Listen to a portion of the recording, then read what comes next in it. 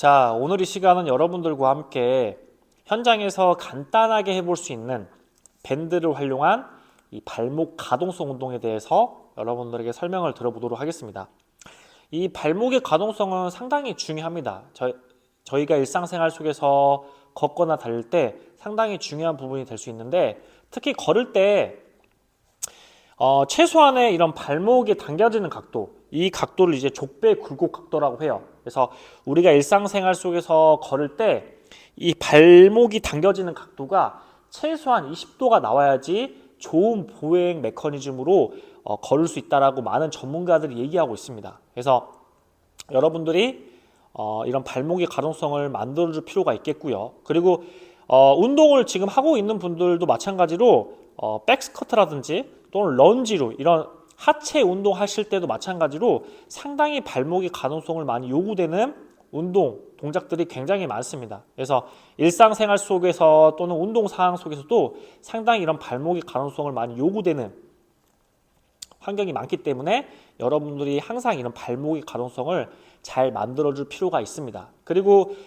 이런 발목의 가동성이 많이 떨어지는 대표적인 원인이 두 가지가 있어요. 첫 번째는 신체 활동의 부족을 예를 들어볼 수 있습니다. 신체 활동 부족.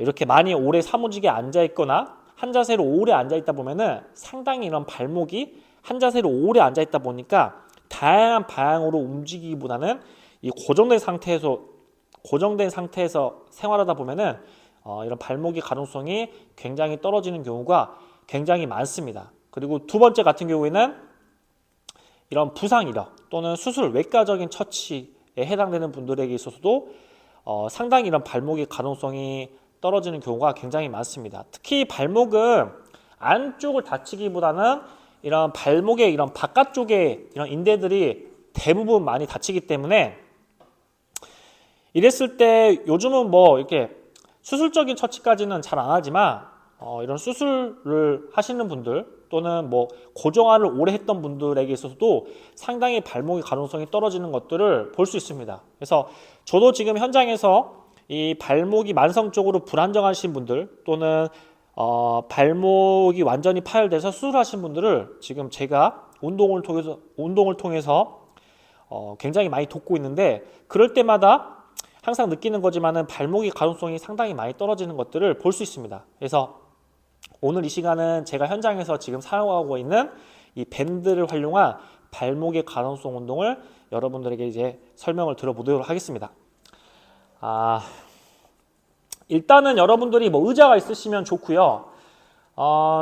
저는 여러분들에게 오늘 알려드릴 운동은 발목의 족배 굴곡 각도예요. 대부분 이 발목을 여러분들이 많이 걷다 보면은 뒤꿈치를 들어서 이런 지금 제 발목은 족저 굴곡입니다. 족저 굴곡. 전문용어로 이 족저 굴곡의 각도예요. 그래서 이 종아리 뒤쪽을 걷다 보면은 자연스럽게 생활하다 보니까 발등을 쭉 펴는 거 있어서는 상당히 이렇게 가동성이 떨어지지는 않습니다. 근데 대부분 어느 쪽에서 많이 가동성이 떨어지냐고 하냐면은 발등을 당길 때 이 가동성이 정말 많이 떨어집니다. 그래서 신체 활동을 전혀 하지 않았던 분들도 마찬가지고 부상 이력이 있던 분들 또는 수술 외과적인 처치를 받았던 분들도 마찬가지로 이 족배 굴곡 각도가 상당히 많이 떨어지게 돼요. 그래서 이 각도를 여러분들이 잘 만들어주는 게 상당히 중요합니다. 그래서 여러분들이 많은 유튜버 영상이라든지 네이버 영상에 이 밴드로 할 수 있는 발목의 모빌리티 영상이 굉장히 많을 거예요. 근데 저는 조금 더 오늘 여러분들에게 조금 디테일하게 조금 알려줘 볼 생각입니다. 그래서 어떤 식으로 해볼 수 있냐면은 여러분들이 대부분 발목 가동성 운동 하면은 뭐 이렇게 벽을 잡고 한 발을 앞으로 오른발을 뒤로, 저도 그 영상을 올리는 그 영상이 있는데, 아무튼 발목의 모빌리티 운동을 여러분들이 하시게 되면은 대부분 이런 것 이렇게 많이 해요. 벽을 짚고 무릎을 쭉 앞으로 가져가서 무릎이 한 발가락 쪽, 두 번째 발가락 쪽까지 쭉 같이 가면서 이 발목의 족배 굴곡 각도를 만들어 주는데요. 이랬을 때 여러분들 이 무릎을 쭉 뺐을 때 이 뒤꿈치 뒤쪽에 있는 아킬레스건이 당겨야 되는데 이게 발목에 이런 모빌리티가 잘 안 나오신 분들은 어디가 자극이 많이 오냐라고 이렇게 피드백을 주냐면은 이 발등 있죠, 발등. 이쪽 또는 안쪽 복숭아뼈 또는 이쪽 중앙에 있는 테일러스라고 해요. 목말뼈. 아무튼 이쪽 부분 쪽에서 상당히 통증이 많이 생기고 이쪽에서 많이 자극이 온다라고 많은 분들이 얘기합니다. 그래서 여러분들이 이랬을 때는 계속 그 벽을 짚고 무릎을 앞으로 가져가는 운동을 하기보다는 좀 밴드를 통해서 저희가 이제 발목 관절을 굉장히 안정성이 큰 관절로 봐요. 이쪽이 이제 정강이 뼈, 안쪽 복숭아 뼈가 정강이 뼈가 되겠고요. 바깥쪽 뼈가 비골뼈, 종아리 뼈예요. 그래서 이 두 개의 정강이와 이 종아리 뼈가 만나서 하나의 발목 격자를 이룹니다.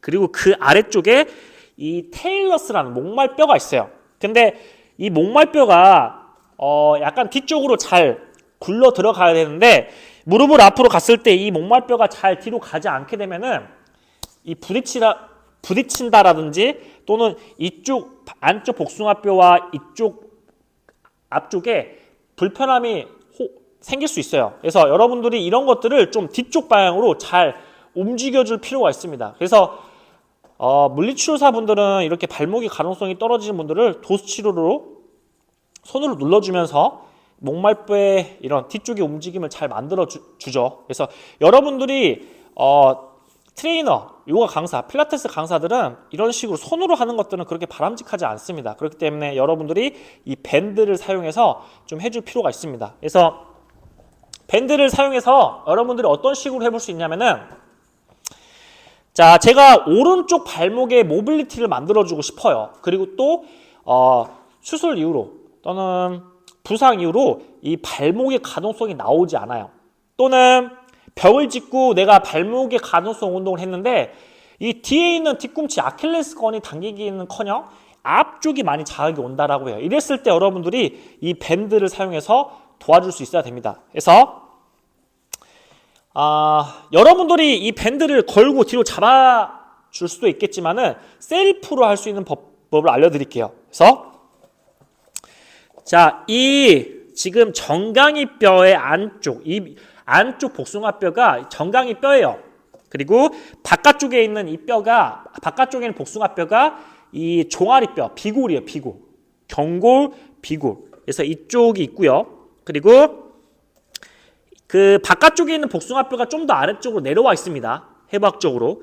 그래서 이 중간에 발목 격자에 몰티스, 테일러스가 있습니다. 그래서 여러분들이 이 중간, 그 복숭아뼈 딱 중간 사이, 중간 정도에서 살짝 아래쪽에 대셔서 여러분들이 이 목말뼈를 뒤쪽으로 딱 밀어주셔야 되겠죠.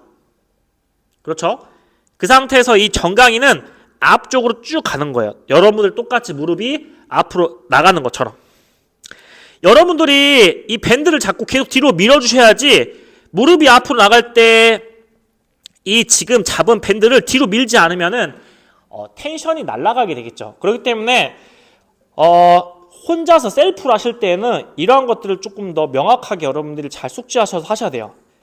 이 잡은 밴드는 뒤쪽으로 쭉 계속 잡아 당겨 주시면서 무릎은 앞으로 가져가 주셔야 돼야지 텐션이 날아가지 않고 발목의 각도를 만들 수 있습니다. 또는 셀프로 할 수 있는 방법은 여러분들이 셀프로 이렇게 이 복숭아뼈 있죠? 안쪽, 바깥쪽 복숭아뼈 딱 중앙보다 좀 더 앞쪽, 중간이에요. 안쪽 복숭아뼈와 바깥쪽 복숭아뼈의 딱 중간, 이 정도에서 아래쪽 되셔서 이 뒤쪽에 있는 발로 딱 지지해주세요. 잡아 당겨주시고 계속 뒤로 잡아 당겨주시고요. 그 상태에서 무릎을 쭉 나가는 거예요. 이때 텐션이 풀리지 않도록 계속 이 지금 뒤쪽에 있는 발은 밴드를 잡아주시면서 뒤쪽으로 살짝 가져가 주시면서 무릎은 쭉 앞으로 가져가야지 텐션이 날아가지 않고 발목의 각도를 만들 수 있습니다. 또는 뒤쪽에 뭐 이런 식으로 있으면은 여러분들 이거 많이 하죠. 만약에 스쿼트 같은 거 했을 때 발목의 각도가 나오지 않는다라고 하면은 뒤쪽에 뭐 박스 같은 거에 이 밴드를 딱 거셔가지고 그렇죠. 계속 뒤로 잡아당겨지겠죠. 박스 같은 거 아래쪽에다 밴드를 딱 걸어서 여러분들 좀 나오셔야 되겠죠. 나오셔서 이 상태에서 텐션이 날아가지 않도록 계속 잡아당겨주는 상태에서 여러분들 뭐 스쿼트라든지 뭐 런지류의 운동을 해볼 수도 있고 또는 한 발로 사용해서 쭉 앞으로 쭉 텐션이 계속 여러분들이 앞으로 나와서 텐션이 그대로 유지된 상태에서 이 지금 밴드는 뒤쪽으로 계속 잡아당겨지고 있을 거예요. 그 상태에서 여러분들이 무릎을 쭉 앞으로 가져가 주면서 발목의 가동성 운동을 해볼 수 있습니다. 그래서 현장에서 가장 간단하게 해볼 수 있는 운동법이에요. 또는 여러분들이 회원에 제대로 걸어 주셔야 돼요. 안쪽 복숭아뼈, 바깥쪽 복숭아뼈에 딱 중간에 이 중간 이쪽에 안쪽 복숭아뼈, 바깥쪽 복숭아뼈 딱 중간보다 좀 아래쪽 이쪽이 있어요. 텔러스가. 그래서 여러분들 뒤쪽으로 계속 잡아당겨 주시고 회원은 무릎을 쭉 앞으로 가져가라고 해볼 수 있겠죠. 그래서 여러분들 텐션이 날아가지 않도록 뒤쪽으로 계속 잡아당겨 주시면서 회원은 무릎을 앞으로 가져가는 운동을 해보시면 좋을 것 같아요. 그래서 물어보셔야 돼요. 항상 마지막에는 이 운동을 했을 때 앞쪽이 많이 당겨집니까? 뒤쪽이 많이 당겨집니까? 앞쪽에 대한 것들이 많이 당겨지고 자극이 온다라고 하면은 그 운동은 잘못된 거예요.